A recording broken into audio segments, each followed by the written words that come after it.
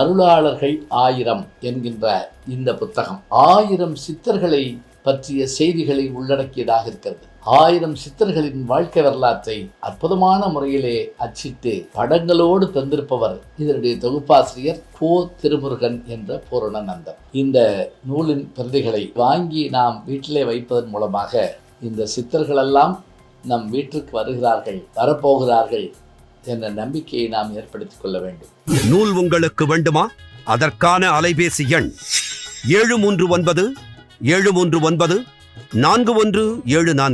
GPay மூலம் செலுத்த 9176564723.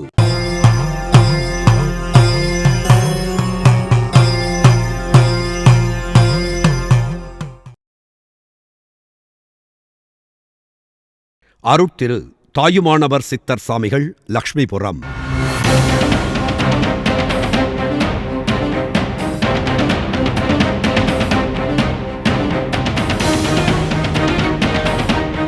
மன்னர் ஆட்சியில் உயர் பதவியை தூக்கி எறிந்த சித்தர்.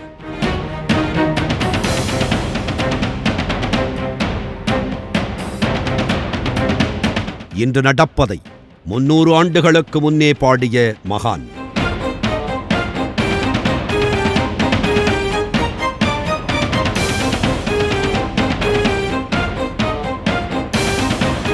ரமண மகரிஷி மற்றும் காஞ்சி மகா சுவாமிகள் போற்றிய மகா ஞானி.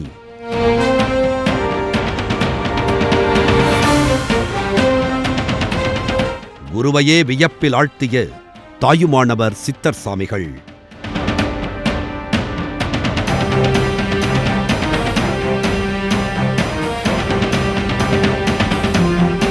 அருட்திரு தாயுமானவர் சித்தர் சாமிகள் தமிழ்நாட்டில் தோன்றிய ஒரு சிறந்த கவிஞர் மற்றும் அத்வைத வேதாந்த ஞானி ஆவார். திருச்சிராப்பள்ளியின் மன்னராக இருந்த விஜயரங்க சொக்கநாதரின் நிர்வாக அதிகாரி என்ற உயர் பதவியில் பணிபுரிந்த சாமிகள் பின்னர் அப்பதவியை துறந்து திருமூலர் மரபில் வந்து திருச்சிராப்பள்ளியைச் சார்ந்த மௌனகுரு என்பவரிடம் உபதேசம் பெற்று துறவு பூண்டார். பராபர கண்ணி போன்ற பக்தி பாடல்கள் மூலம் இறைவனை பாடியவர் கொல்லாமை மற்றும் அன்பு வழியை வலியுறுத்திய மகானாக இன்றும் பக்தியுடன் போற்றப்பட்டு வருகிறார்.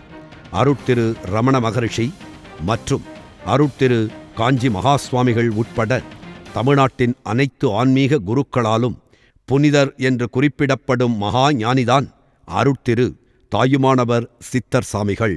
தாயுமானவர் தஞ்சாவூர் மாவட்டம் வேதாரண்யத்துல இருந்து அவர் காலத்துல இந்த புளிய மரத்துல தான் எல்லா இடத்துக்கும் போயிட்டு கடைசியில இந்த புளிய மரத்தூர்ல இருந்து தான் அவர் தவம் செஞ்சு அவர் ஜீவ சமாதி அடைஞ்ச இடம் இந்த இடம்.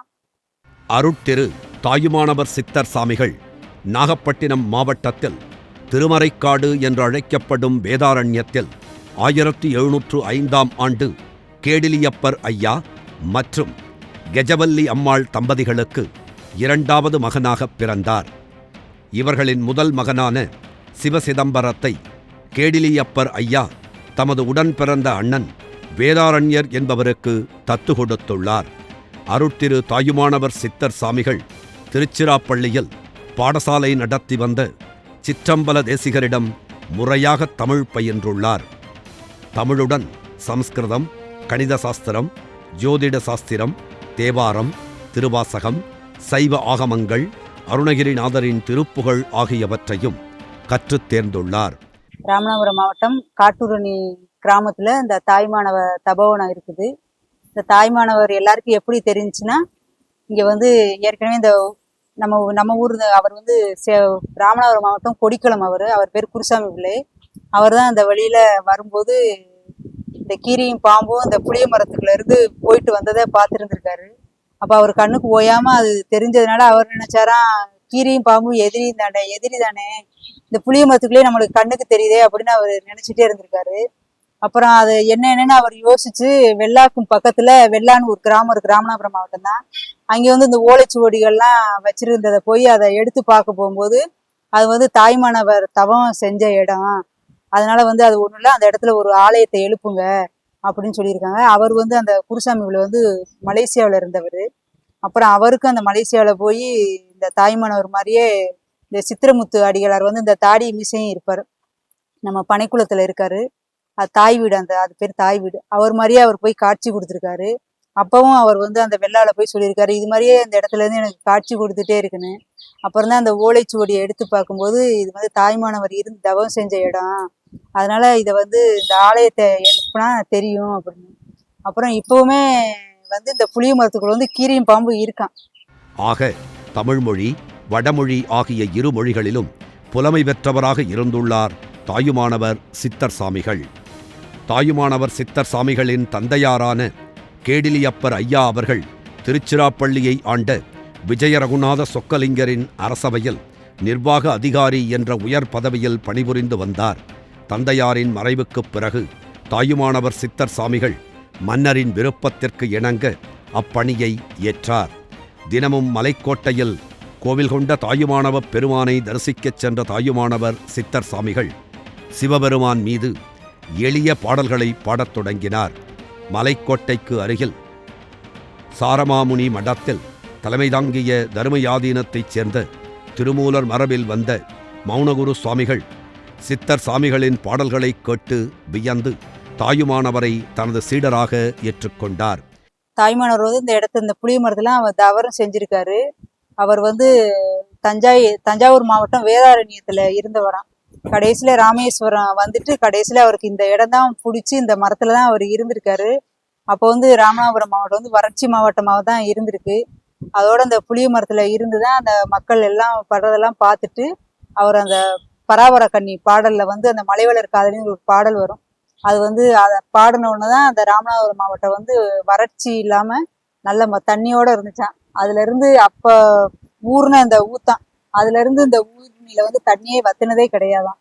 குடும்பத்தினரின் வேண்டுகோளுக்காக மௌனகுருவின் ஆசிகளுடன் மட்டுவார்குழலி என்ற பெண்ணை மணந்தார். இவர்களுக்கு கனகசபாபதி என்னும் மகன் பிறந்தார்.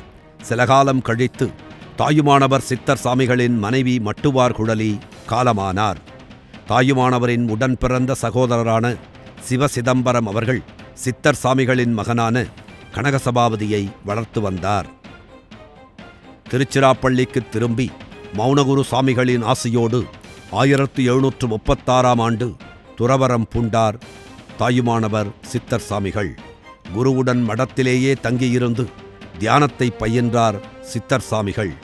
அதன் பிறகு மௌனகுரு காலமான பின் சிறிது காலம் மடத்தின் தலைவராக இருந்த சாமிகள் பல சிவத்தலங்களை தரிசித்து பாடல்களையும் பாடியுள்ளார்.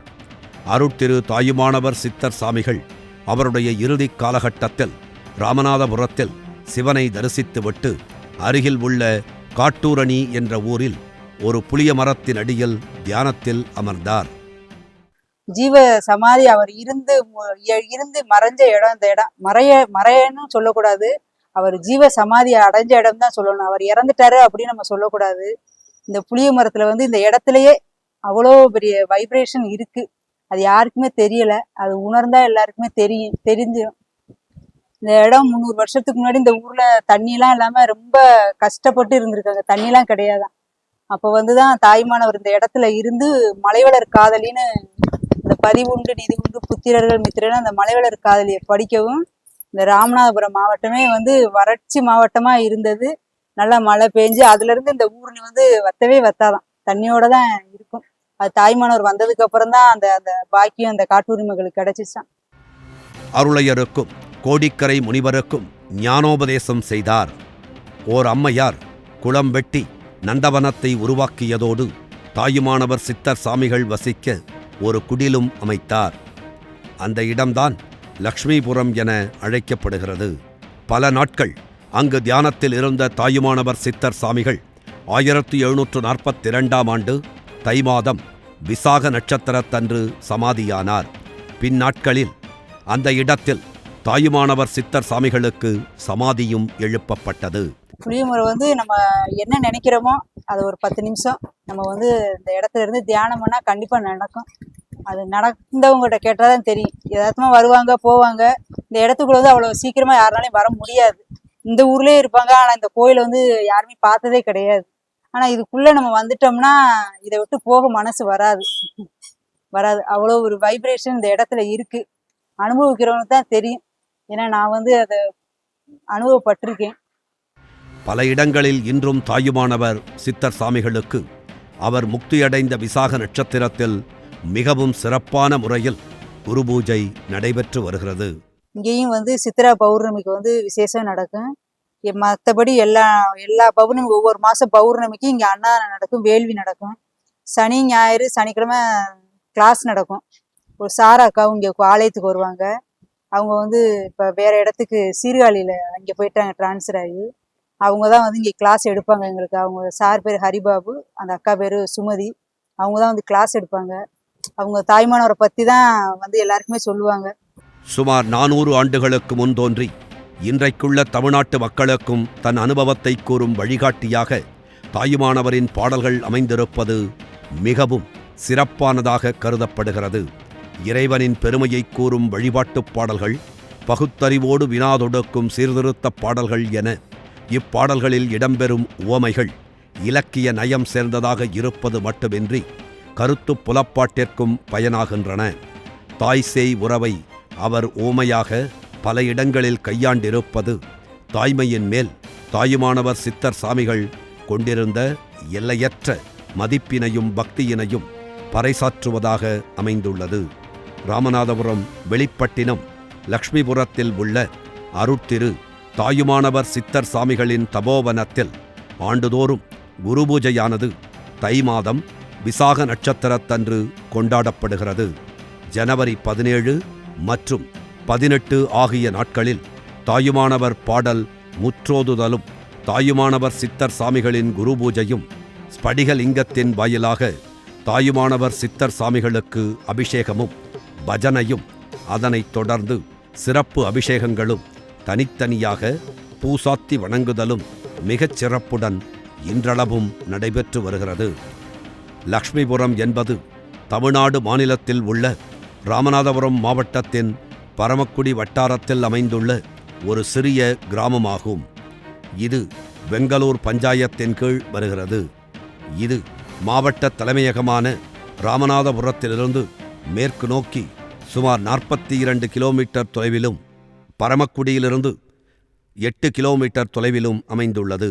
ராமநாதபுரம் மாவட்டத்தில் ராமநாதபுரத்தில் நம்ம புது பஸ் ஸ்டாண்டில் இறங்கினோம்னா புது பஸ் ஸ்டாண்ட், பாரத நகர், டி பிளாக், கலெக்டரேட்டுக்கும் பின்னாடி இருக்குது இந்த காட்டூரணி.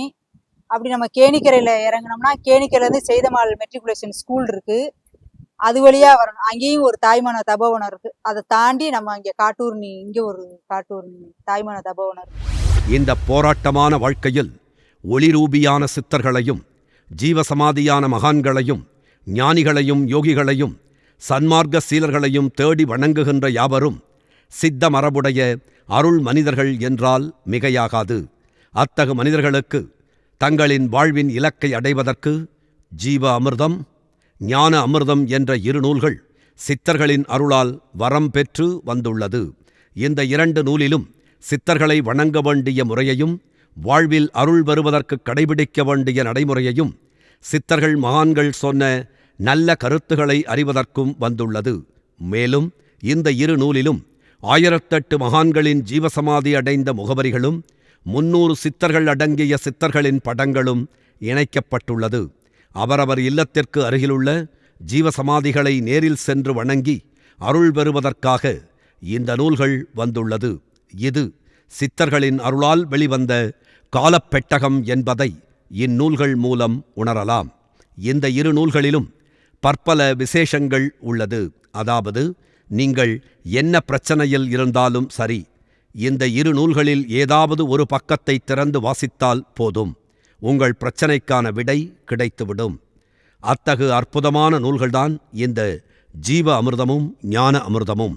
நம்முடைய தமிழ்நாட்டில் முதன்முறையாக சித்தர்கள் மகான்களுக்கென்று வந்த மாத இதழ்தான் ஜீவ அமிர்தம் மாத இதழ்.